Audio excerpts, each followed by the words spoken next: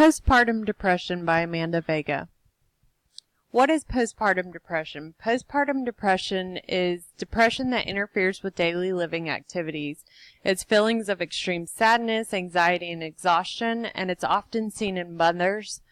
The most common time is in postpartum period, which is an onset 4 weeks after birth to a year.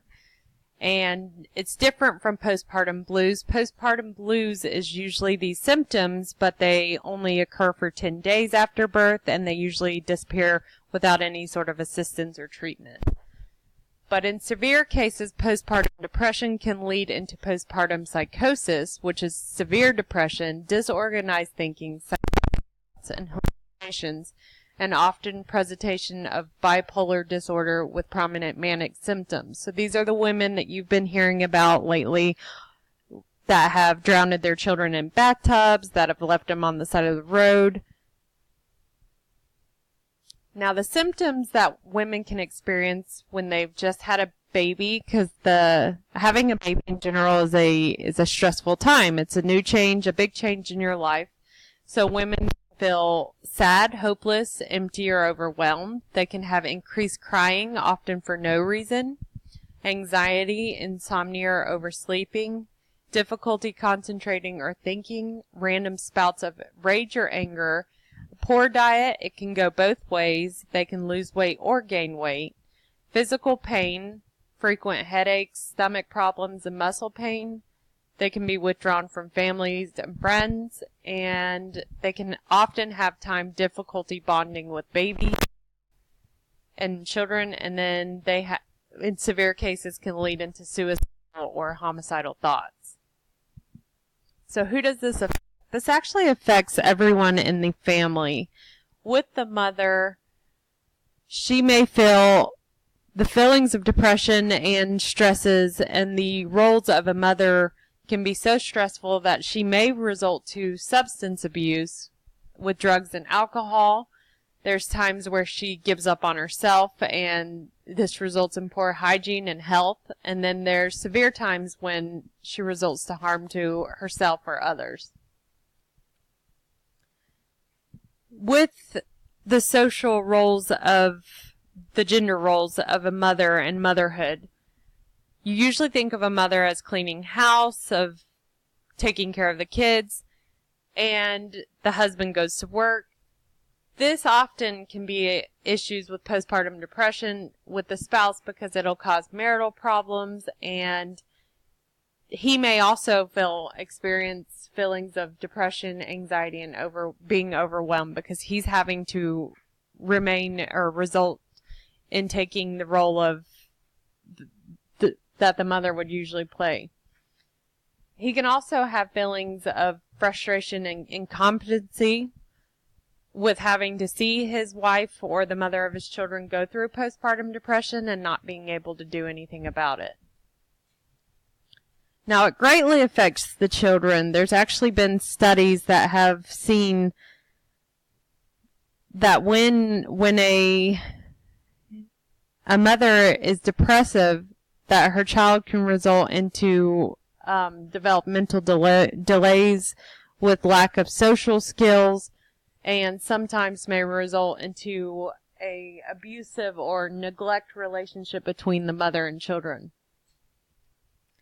Risk factors for women is maintaining perspectives of a good mother, the myths of motherhood. This is the social roles that we have defined as a good mother versus bad mother.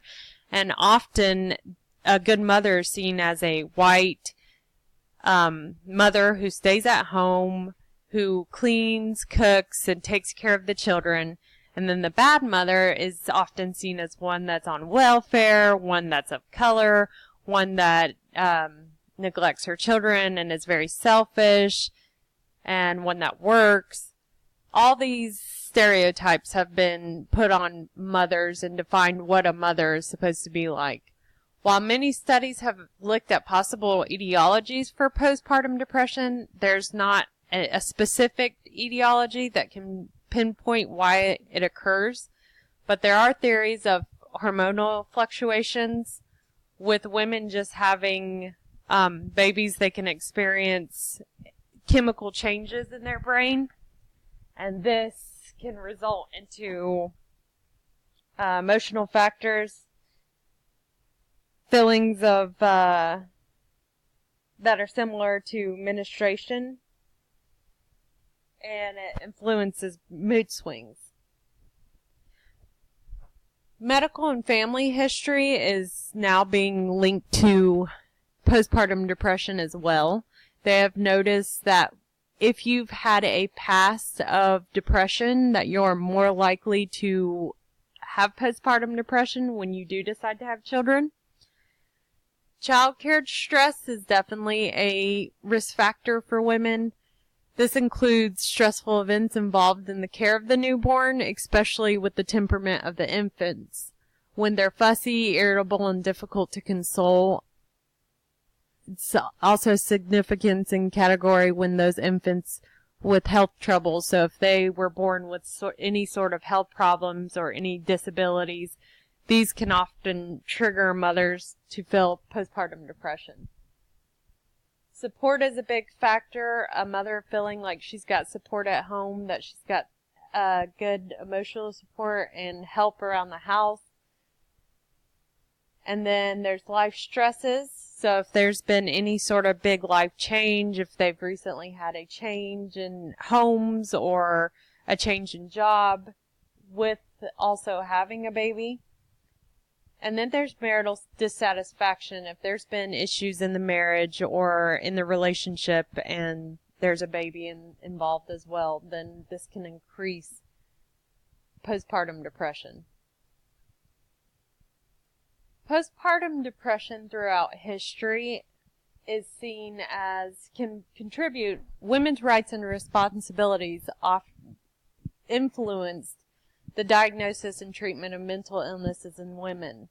This was especially important with postpartum depression because they did not understand it. The first mental disorder attributed to women first appeared in the 2nd millennium BC, and Freud considered this an exclusive female disease. It's called hysteria. Hystera was the Greek word for uterus, and this defined women as being weak, as being influenced by some sort of spirit, and treatments of this included herbs, sex or sexual abstinence, sometimes punishment or cleanings that consisted of being purified with fire for association with sorcery. This is during the Salem witch trials, where they were often accusing women of being cursed. And then there was isolation. So if they had any sort of temperament problems with their spouse or with their children, then they were bound to a shed or some sort of house to be isolated from the rest of society.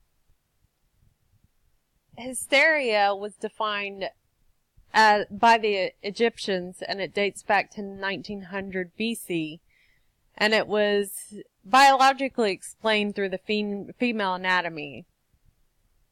It identified the cause of hysterectorectal disorders and spontaneous uterus movement within the female body. That's what they contribute all these feelings to, and these emotions were hysteria.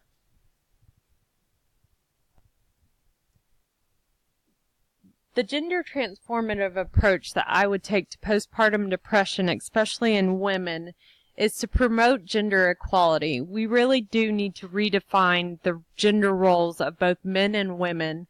We need to teach both genders that their equal obligation and rights to parenting, housework, security, and good health.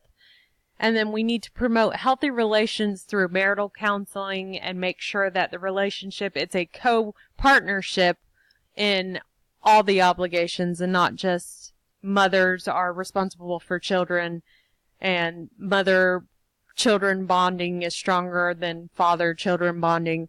We need to promote equality between all of those so that a woman doesn't have to feel postpartum depression. She doesn't have to feel as if everything's on her shoulders, and these psychosocial stressors that can be linked to postpartum depression are eliminated.